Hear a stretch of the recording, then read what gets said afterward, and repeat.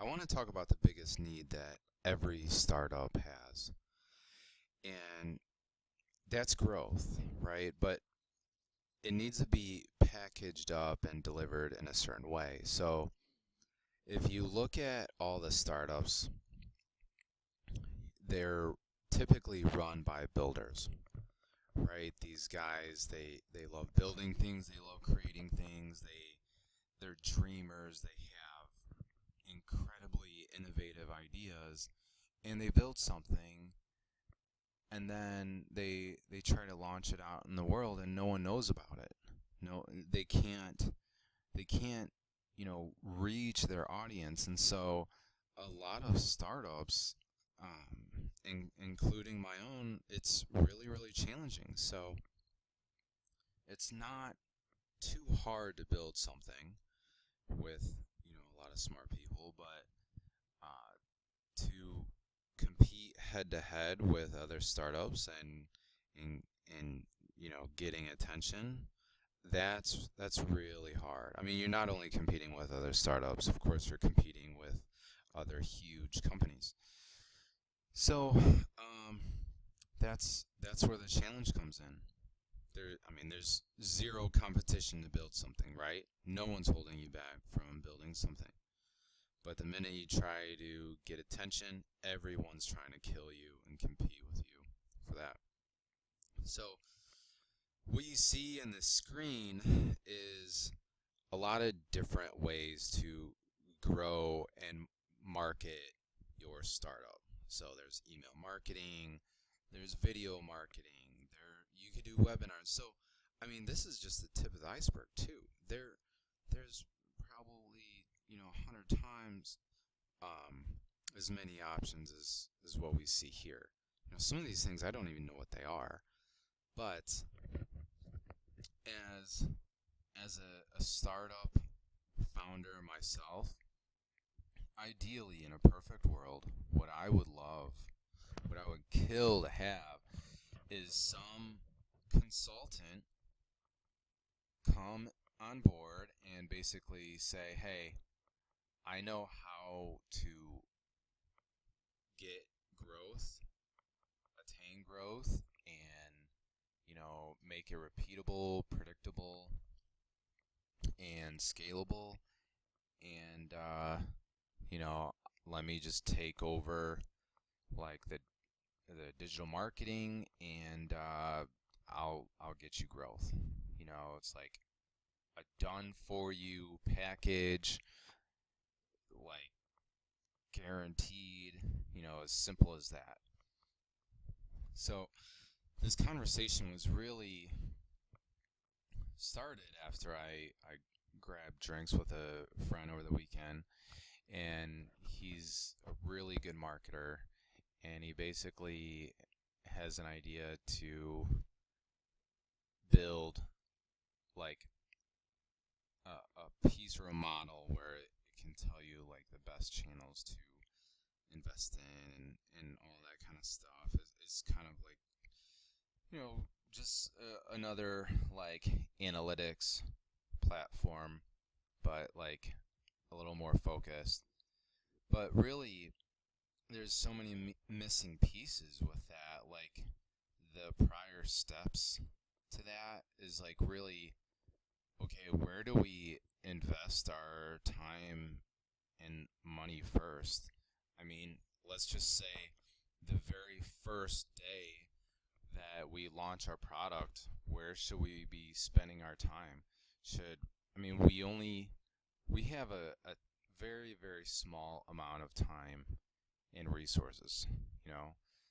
Maybe we have no money whatsoever, but we do have some just like time for grunt work. Like if I could, let's just say I have my own time to blog or do some email marketing or SEO or whatever. Well, where's the best place to invest that time?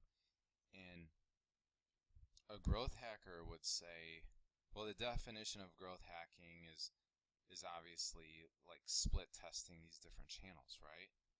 But you can't split test 1,000 different digital marketing channels. So an excellent growth hacker or digital marketer or whatever you want to call that person, they just know based on your product, based on your industry, and your startup company, who your target customer is, they just know right away what areas you should start in first. Maybe they don't know the number one perfect answer for you, but right away they could tell you, all right, do not do, and this is just for an example, by the way, they might say, don't do PPC. It's a waste of money and a waste of time based on the lifetime value of your customer. What you really should start with is email marketing and video marketing, building out your YouTube channel, and I don't know, SEO. I'm just making this stuff up, but you know, a really, really good digital marketer, he will look at your startup and he will have an instinct. He'll just know based on experience, based on just keeping up to speed on the industry and digital marketing and all that kind of stuff. He'll just know that there are like what the top 3 channels that you should be investing in as a startup. He'll just know. He might not know the exact final outcome, but he'll say like, okay, my instincts are, let's start with these 3 and we'll test it out and we'll get to the answer. You know, a horrible digital marketer. I mean, the guy might be a testing wizard. He might be this testing genius, and he might be an analytics genius. But step 1, if his instinct is to test in the wrong areas, that might be 2 months of hard work down the drain, because none of them really converted in any sort of return on investment. And then let's just say you drop those 3 channels and iterate, right? So this growth hacker picks another 3 channels and invests a lot of time and resources in that, and those don't convert. Those don't work. Okay? So almost the most important thing for a growth hacker is to have that initial instinct where to start first. If you don't start like in the right place right off the bat, you're gonna waste a couple months. I mean, if you're really good at split testing, maybe you can shorten that time period down to a month. But what I'm getting at is, let's just say you can test or do a split test 3 channels at a time, and you keep testing to see if you can get a return on investment, and you keep going and going and going until you find a channel that's actually giving you a return on your investment. Well, that could take you 3 years to actually figure out your right channel. That's why you gotta go with some amazing growth hacker or marketer that has a lot of experience and can tell you, okay, you are a B2B company. It's a software as a service company, and it's on mobile. What I've seen work really well in the past is XYZ. They just know. So the very first test that you're running, it's not a matter of if they'll produce a return on investment. It's just how much. Okay? So in summary, every startup needs that instinctual person to put them in the right direction, like on day one. You know, when they swoop in and just have no idea where to start. I mean, look at this is just an example.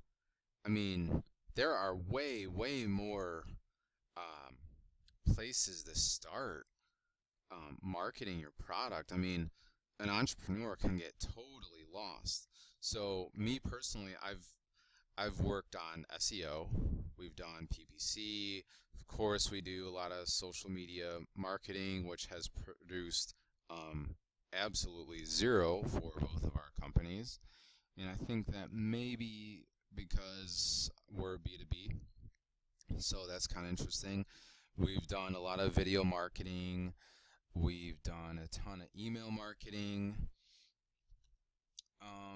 Let's see, what else have we done here? Webinars. We've done surveys. We've done just random phone calls. Let's see here. Yeah, so I mean, we've done a ton of this stuff. We've done a little referral marketing, so we've kind of dabbled in everything to get our feet wet. But a really good growth hacker, for example, Sean Ellis. Sean Ellis, if you don't know who he is this like magical growth hacker marketer that I'm describing. And he is like the king in Silicon Valley. All the top startup companies like Box and I think Twitter and some of these other huge companies, they hired Sean Ellis and paid him anything he wanted, cash, equity, because he was that growth hacker and he knew instinctually you need to start here, and we're going to start running tests, and then you're going to iterate, and you're going to get a greater and greater and greater return on investment, and that's just like the name of the game, you know? So day one, he's probably breaking even on his marketing strategies, and then they got better and better and better, and their profit margins got higher and higher. And so, I mean, that's the kind of people that we need. Every startup needs someone like that. I mean, most people can't afford a Sean Ellis, but I just feel like if growth hackers tried to be like him and went with that model instead of swooping in and just, you know, running some analytics and testing the current channels that aren't working, I mean, that just doesn't work. It's like, okay, let's analyze all the things that aren't working, and I'll tell you how bad it's not working and how completely screwed you are with your startup. Like, it just doesn't work. So, for example, if we narrowed it down to, you know, something like this, and then narrowed it down to a simple calculation. So, for example, this is PPC, so narrowing it down to one channel. I know that with our company, we could get a click for 30 cents. 3% of those clicks convert into a free trial, and then out of the free trials, 3% convert into a paying customer. So the average customer sticks with us 12 months, and they pay us $100 a month, and so the lifetime value of the customer is $1,200. And if I can acquire every customer for $333, that is a huge profit margin. So that's just a simple example of what we should all be able to verify and do with different channels.